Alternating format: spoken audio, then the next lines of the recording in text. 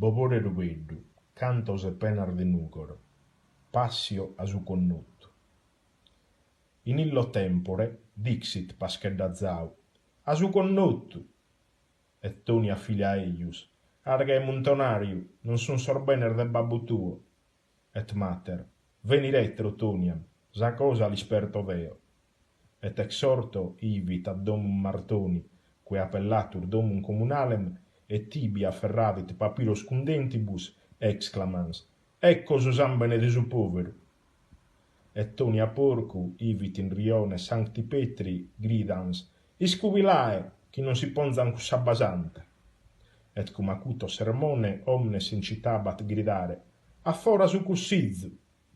Et Tatana crudu in medio turbe arrizzavit codam fusi dicens, andamus a su profeta.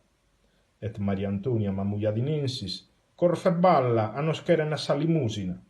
Et asinus lasciavit in farina manducans, et dum regreditur, cum farinam non invenit, asinum mazzucavit, et filens dicebat, iami la pizzicada.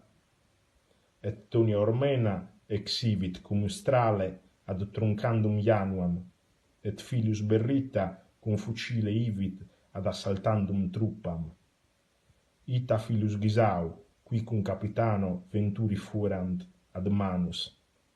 Et de montim iratus volebat furare bandieram, et cazzutum abuit in concam, et ferita eius sicut rivus sanguinem schizzinabat, et pintor cum bandiera nante turbam ivit exhortans gridare, asu connottu, et Morita in finestra corbi gridabat ad Turuddam, bae che iat arranzo Deo, et poste a omnes iverunt ad Merriolam et vinum a Chirriabatur, dicens illa, a contu nostru,